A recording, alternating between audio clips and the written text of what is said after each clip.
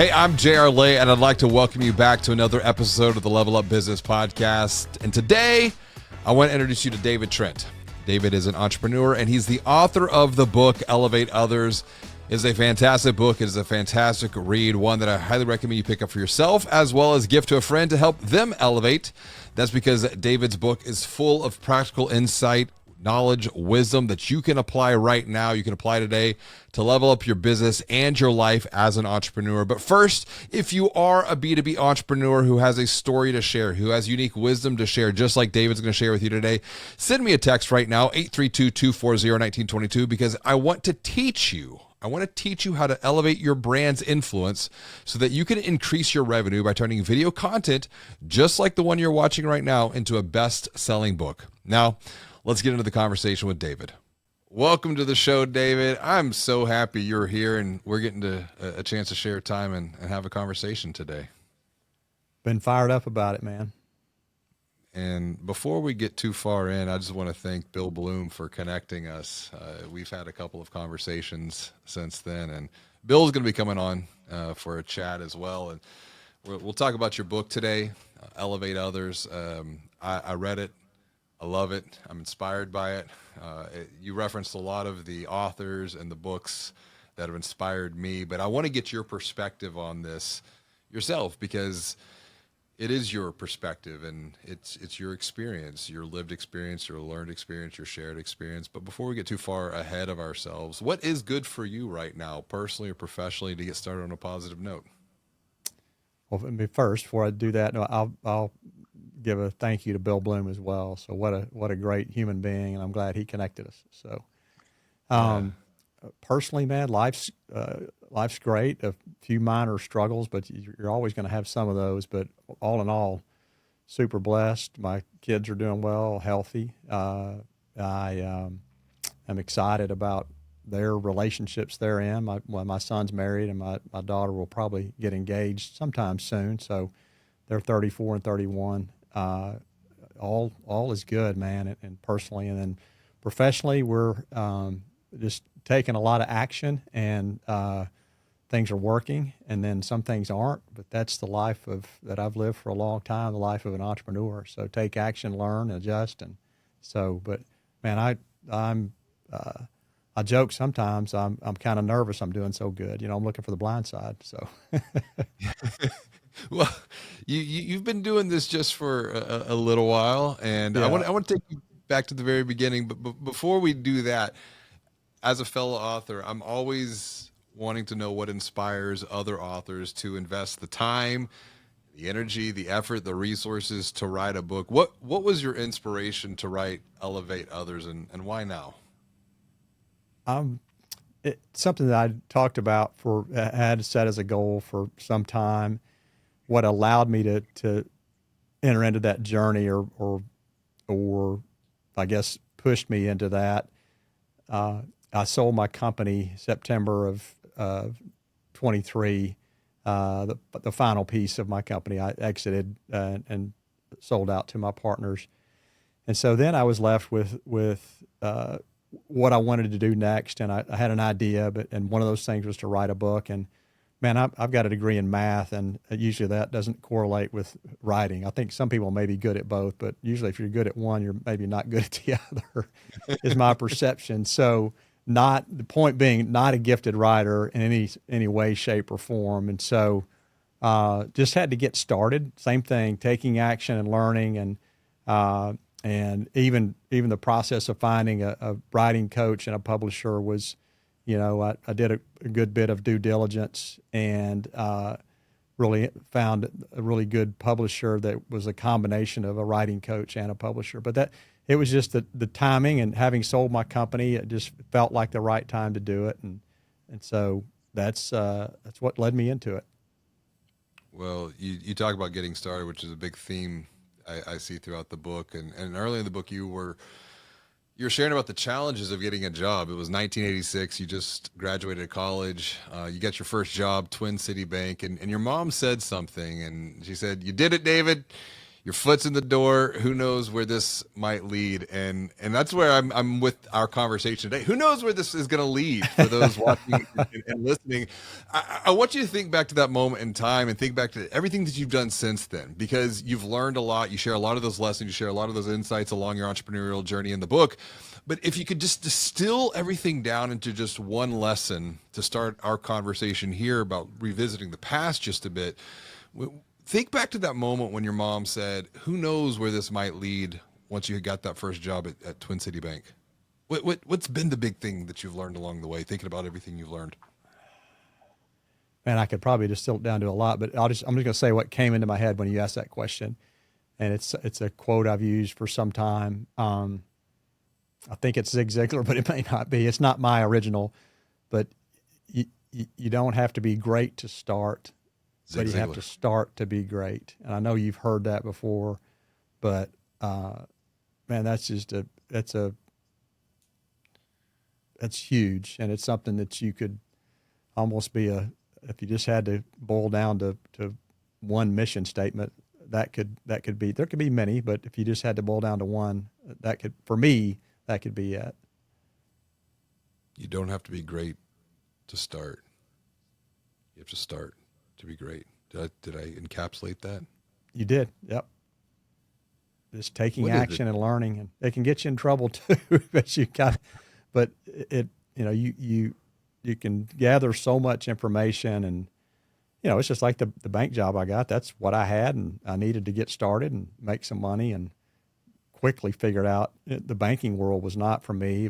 It was way too long a path to get to the financial numbers I wanted to get to. So, but that's where I started, and it was your journey's your journey. I was there for a year and learned a lot, and it just helped me go on to the next new start, if you will. So, it's funny you bring that up, because it took me 23 years to figure out that the banking world, if you will, was not where I needed to be. I was an entrepreneur for 23 years in the banking space. I was working with banks. I was working with credit unions and helping them find out where they had blind spots in their buying journeys. But then I realized, I was like, this is not where I'm supposed to be. I felt God was calling me to do something more.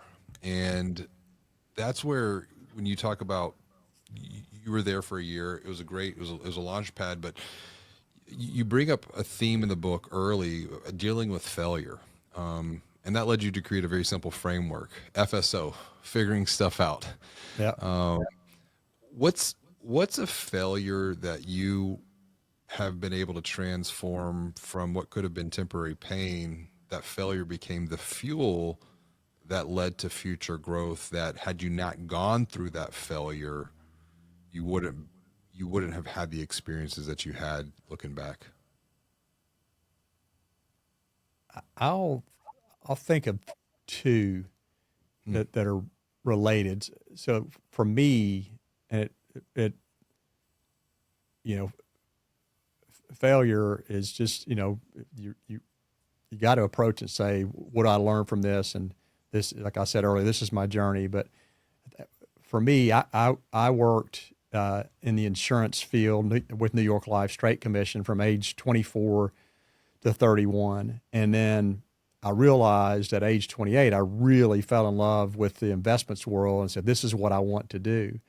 And so I stayed another 3 years from age 28 to 31 at New York Life, and they had an investment platform, but I finally recognized that, man, I need to get to a company like a Merrill Lynch or Edward Jones or whatever it may be. That's what was in my head.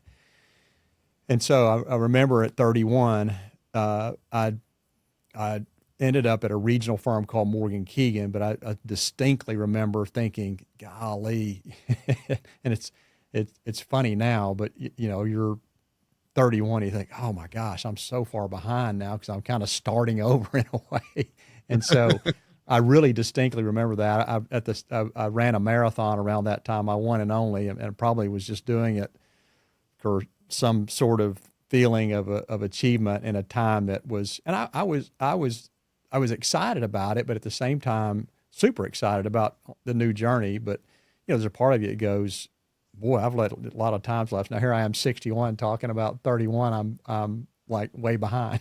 So, spent 2 years there, and that's when I launched my firm, and when I was 33. And then the second thing I would say is I was both naive and overconfident at 33 to start my own wealth management firm, my own registered investment advisory firm. And those first 5 years were brutal, and probably two to 3 years in, maybe more like 24 to 30 months in, man, I remember how just was like, there were times I said, I don't know that I can make this work. And looking back, I'm glad I was 100% owner of my company. I didn't have any partners, because if I had a partner, whether it be silent or someone that wasn't working in the business or somebody that was, they might have said, man, we got to shut this thing down, And so, because I don't remember the exact point, but it was probably year 4, beginning year 4, where I really kind of started to basically have more revenue than expenses. And so it took way longer than I thought. And so debt and all that. And so those are probably 2 areas where, yeah, it's failure, but it was the path. I mean, I looked at it as kind of, I'm failing, but I got to figure this thing out. So I think, I forgot who said this, but there's a lot of truth to it. We overestimate what we can do in a year, but we underestimate what we can do in a decade. And for me, when I started shifting from thinking about just the year, but thinking about, okay, I'm playing a game in decades, yeah, but I'm playing a game in decades every 90 days. And that is that, those 2 different perspectives, the decade plus, and then the 90-day, it's like, what can I do over the next 90 days and measure progress?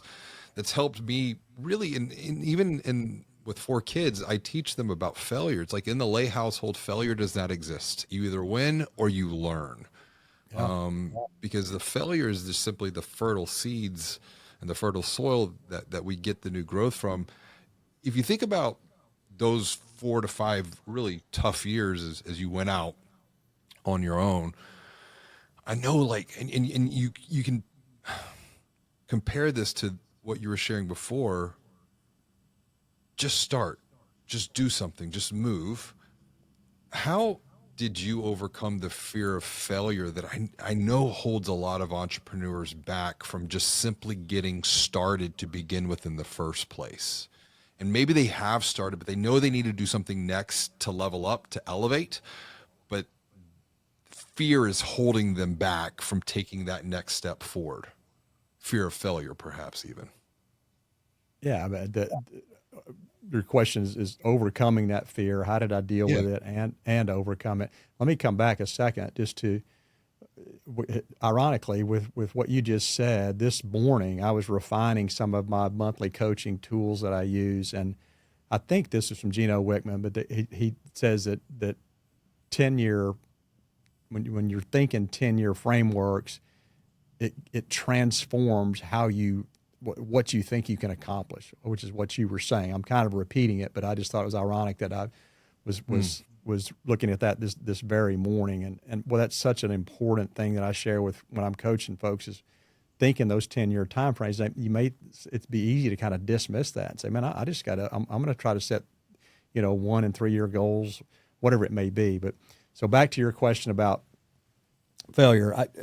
I was so blessed to grow up in a household with, and you read my book, so Elevate Others, so some of this stuff. But my parents were high school educated, and just watching my dad on his entrepreneurial journey, and he had some major setbacks along the way that impacted our family, and he overcame them, and so that's a big part of it.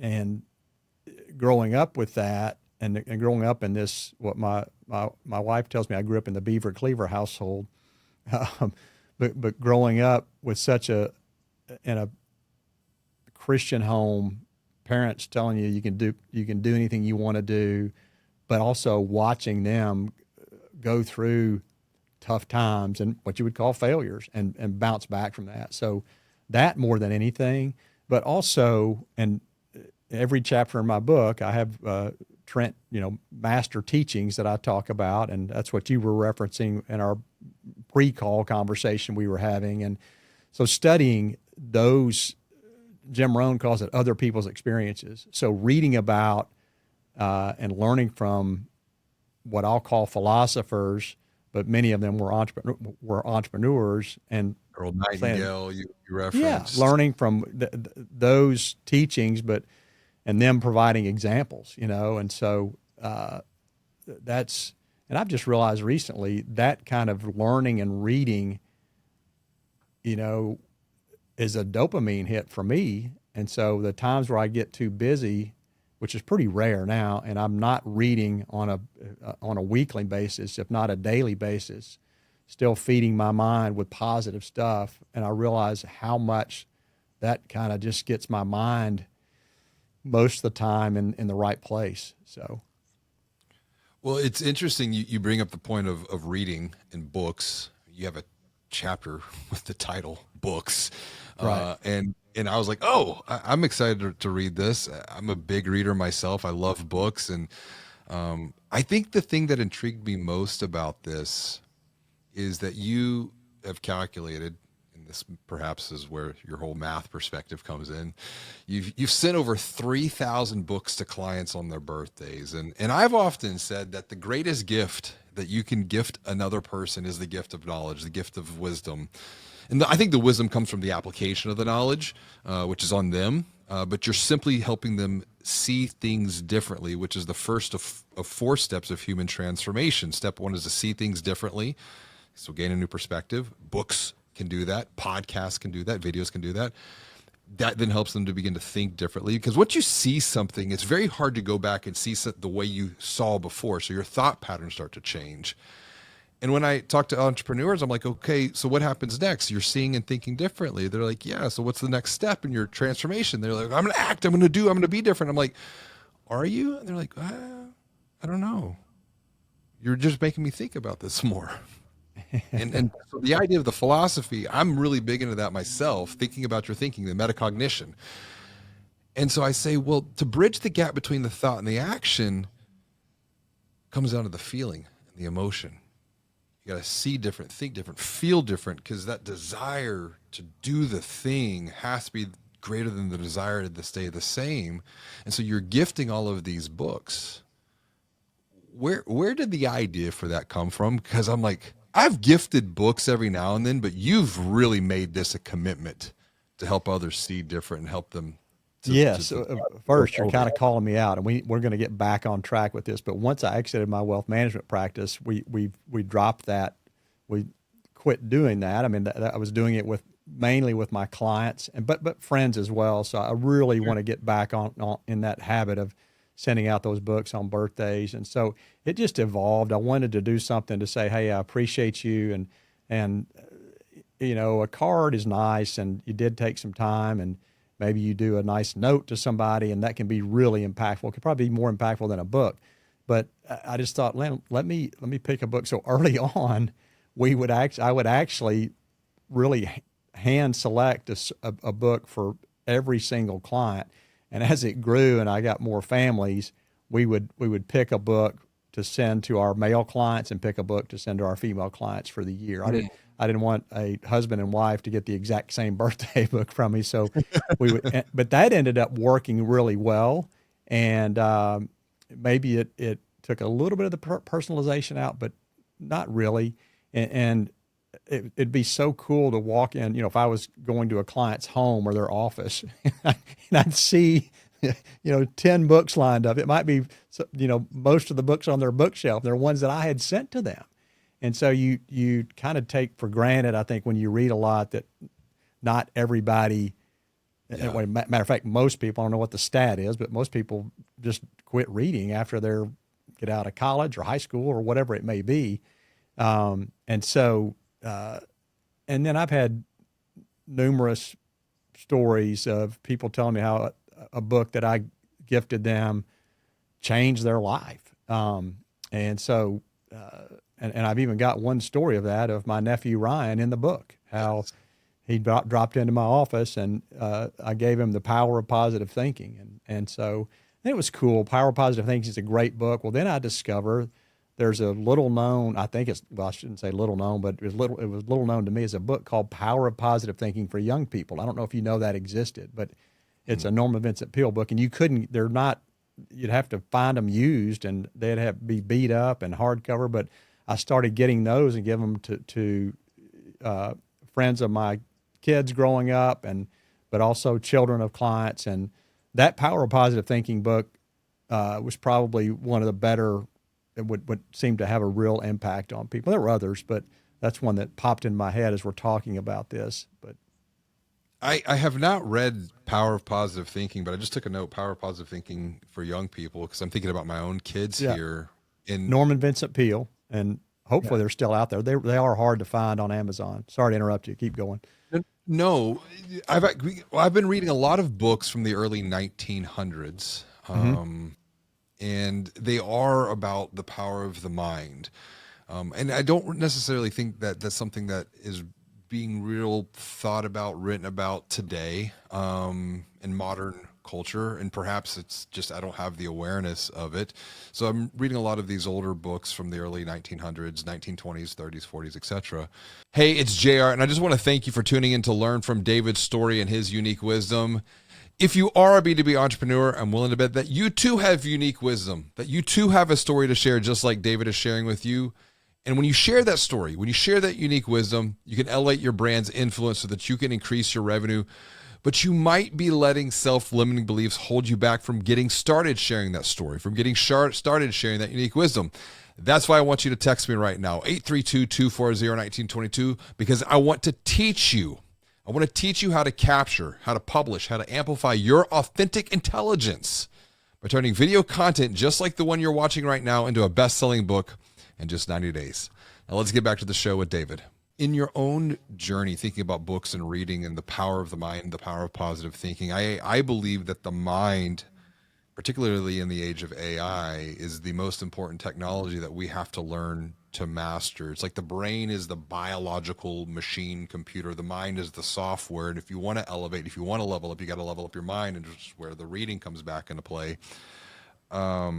Where in your entrepreneurial journey, like mastering your mind, what role has that played for you, mastering your mind, mastering your thoughts to elevate yourself, and then as a result, elevate others around you? Oh, it's been major for me, and that's where a lot of the reading came in, and the stuff that I just gravitated to. And it started when I was, at 24. I was eat what you kill. I was a W-2 employee at New York Life, but I essentially was an entrepreneur. I hired an assistant, and I was on just eat what you kill, as I say in the book. And so the difficulty of that is what led me into books. And then Power of Positive Thinking was one of the early ones that just said the mind is, man, it's so just critical to how you go through life and how you process things. And yeah, you're going to have great days. You're going to have some days that we're all going to have some really tough days. But I just thought of I've got a friend who's super successful here in Little Rock. His name's Greg Hatcher, and one of his quotes he says is, on your worst day, you must still be very good. And so those are the kind of things that you have to feed your mind and just go, look, I know I'm going to look back tomorrow on yesterday if it was a tough day, and I want to be able to get to say to myself, that was not a great day, but I still pulled out some wins that day, and those wins could involve, like you said, there's however you said it earlier, there's no failure. It's just you're learning. And so, matter of fact, have you heard the acronym FAIL, First Attempt in Learning? No. Yeah. So give that one to your children. I like that. Fail is first attempt in learning. I don't know where that one came from. So that's a good one. My wife she just shakes her head on the acronyms thing. She said, "Oh my gosh." So hey, acronyms run wild in my mind, because it's the only way I can organize and associate things. Here's one for you that others have found very helpful. And it gets back to your point about like, if you answer this question, you'll never have a bad day again. You'll never have a bad meeting again if you open up with this question, a bad conversation. And we even did it here. What's been going well for you? And it's where have you been winning? So your past. Yeah. What are you excited about? Your present. What have you learned? So connecting your past and your present together, i.e. transforming failure into learnings. And then what are you looking forward to? Something that you mentioned in the book yourself, always make your future bigger than your past. Something I also learned from Dan Sullivan over at Strategic Coach. And I know one of the books that you referenced was from 1947 that had an impact on you. How I Raised Myself from Failure to Success in Selling. It was 1947. Frank Betcher, I believe. Betcher. Well, actually, ironically, we're doing a post on that this week, so I'm glad you brought it up. Huh. Yeah. It is ironic because it's a book that I was not familiar with. B, I have it queued up in my YouTube library. I found like the record of the book. So I guess it was like an audio book before it was, or like records were the audio book, if you will, in like 1947, 1950s and whatnot. Yeah. But you mentioned that it's not a book, and I'm going to quote you. It's a timeless blueprint for achieving sales triumph. Why this book? What impact did this book have on you? Because I've got it queued up to read or listen to. Well, first it was that he was an insurance salesman, so that's gravitated to it in my 20s because of that, and it specifically in the same space. I was in life insurance sales, and he really talked about just enthusiasm and how critical that was, and so that's what, and was lucky to have some great mentors when I was at New York Life in my 20s. And I'm sure one of them recommended that book, or somebody in the organization did. And so when I came across it, it just hit me, man. It was great. And I've gifted that book to a few people. And there's a young man, and one in particular named Marlon Haynes, who I also talk about in the book, who has a commercial janitorial company now. He loved that book, and we talk about it even today. And I think he still goes back and references it. But it was just a great handbook on sales and how to navigate through, the how tough it is, but the persistence of staying with it. One thing I want to come back to is I don't want to forget this, but I don't know if you and I are both strategic coach guys. Did you ever use the app WinStreak? No, I didn't. So Strategic Coach, Dan, they came up with an app called WinStreak. And they've got a newer version of it. I've saved the older version. I think if I get rid of it, I can't get it back. But it's a real simple app.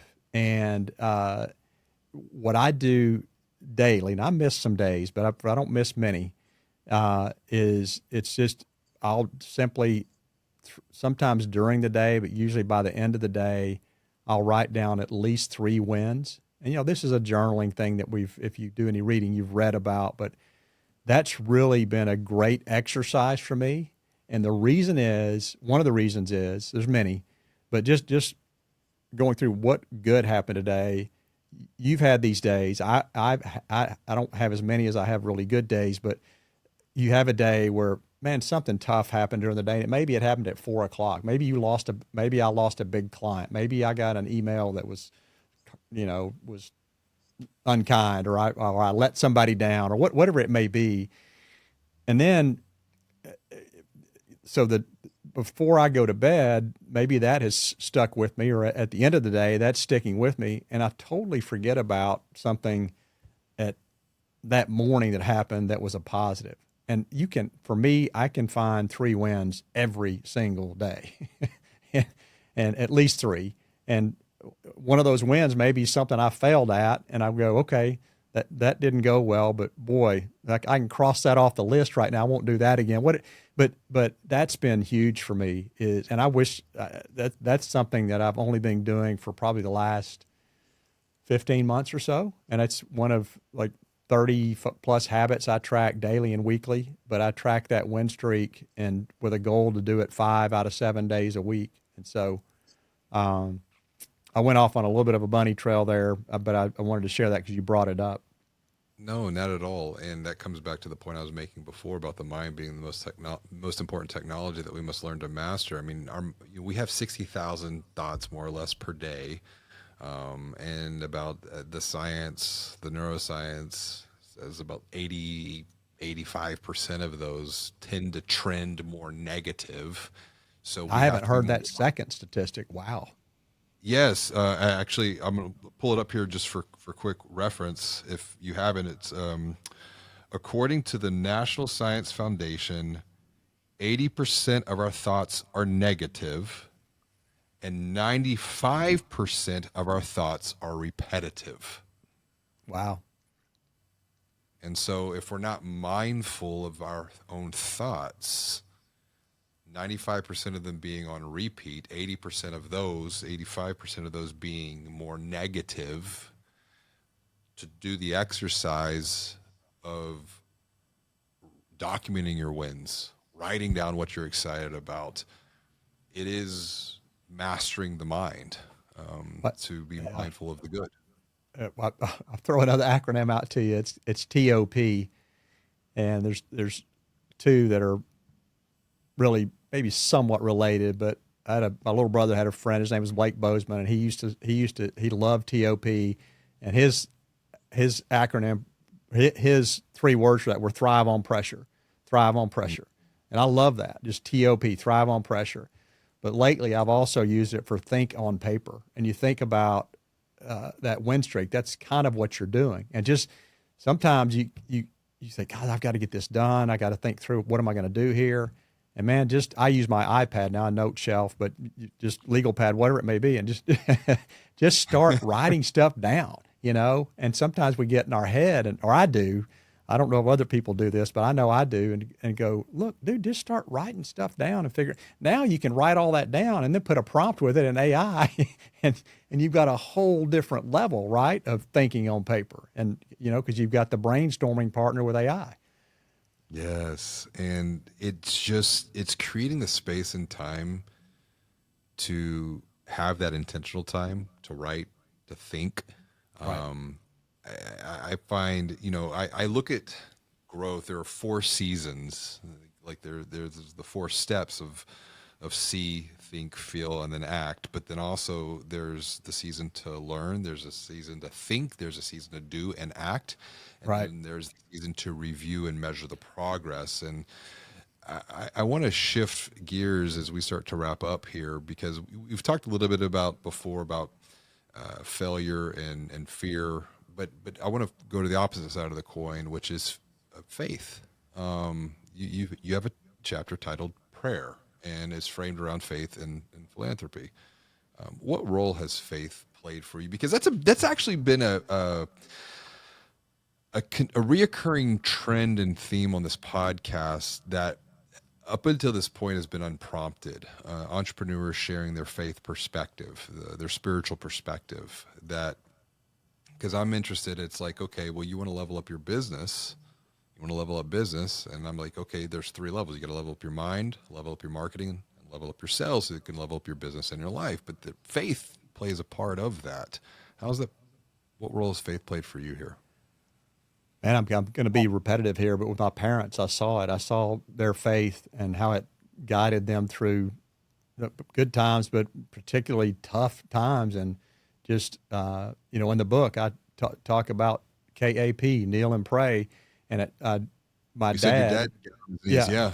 every night he's on this. We live in a 1,500 square foot house, and till I was in ninth grade, and had a great upbringing. And but there was this kind of green patterned couch in our living room, which was rarely used room in the house, and he would be in there every night literally on his knees praying. And so that just, man, it I don't know, as a kid growing up, I don't know how much it really impacted me. I think it did, but it's really more as I became an adult and was, navigating through life, and thinking back to that and how powerful that was, just to see how his faith and my mom's faith got them through some tough stuff, but also probably allowed them to really achieve some great stuff. So We talked about books before. A book you mentioned here was The Prayer of Jabez.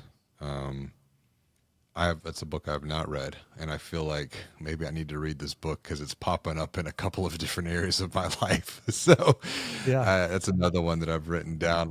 When I say reading the book here has made an impact for me, it has, because there's just these little things that I'm taking away. So thank you. But well, thank you. what's the Prayer of Jabez? What's the prayer of Jabez? Yeah. It's a little known Bible character, and I'll simplify it. There's four parts to it, and it's oh God, bless me indeed, expand my territory, may your hand be with me, and keep me from evil. And those all can be translated to three-letter acronyms, but bless me indeed, expand my territory, or enlarge my territory, I think it may be. May your hand be with me and keep me from evil. So I literally repeat that multiple times a day. When I can't sleep at night, I'll go through that progression of the prayer of Jabez. But it's a fantastic book. It's really small. It's probably maybe an hour read, but probably 30 minutes. And so fantastic book. And two other books that aren't in the book that have impacted me on prayer are Two Chairs by Bob Bodine, which is fantastic. And there's a book called Extreme Prayer. Well, there's the third one too, Extreme Prayer. I'm drawing a blank on the author. And then Too Busy Not to Pray is the third book. So all four of those books are fantastic prayer books. And man, it's still a discipline that I struggle with. You get going and you don't have time for God, but I look at God as He's my Father and friend. And so I try to remember that throughout, I won't say throughout my day, but during my day, that thought pops into my head multiple times. Matter of fact, I have a text message that comes to me every day that's a personalized verse from the Bible, and I've got it's a contact in my phone, and it's God, and then I put GF2, which GF2 is God is my Father and friend. And so I get this text from God every day with a verse that has my name in it. It's in this scripture. So I pulled that from a recent book that I read. So long answer. No, it's a wonderful answer, and I think extremely practical. I really like how you've put God in your phone, because I think, what is prayer? It's just a conversation, and you're contextualizing that with a text message. If any of your listeners want that, I'm happy. I've got it as a contact in my phone, so I'm happy to share it with you, and you can share it with others. I get that text at 9:02 a.m. Every morning. I've got to give credit to Michelle Prince, who's a publisher, and this came from her book. She's written. I've read 4 of her books. I'm trying to remember if it's Shine Through Your Story, or I forget the other one. She worked at Zig Ziglar back. She's probably close to my age, maybe a little younger. But she had that, and she's the one that sets that up, and it's a real simple deal. You just text. I forget text one word of this number, and you're on that text message. So. Well, I would love to, and this is just a reference for us, and to come back on. Let's get the short code for that, the number, so that for those watching, listening, we can put that in the show notes, and they can take some action. I will. I'll share it with you today. Thank you very much.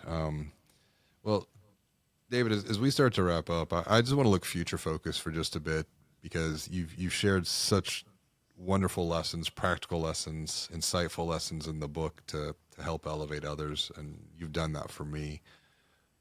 If we're having this conversation, and I'll take the R factor question from Dan, and you and I were having a conversation, it's 3 years from now, so it's going to be June 24th, 2028. What needs to happen between now and then for you to feel good about the progress you're making to help elevate others? I call it 3-year ambition in our coaching. But I've got metrics around it, but what's going to make all of that happen for me is, and it's the title of my next book, Elevate Your Enterprise. And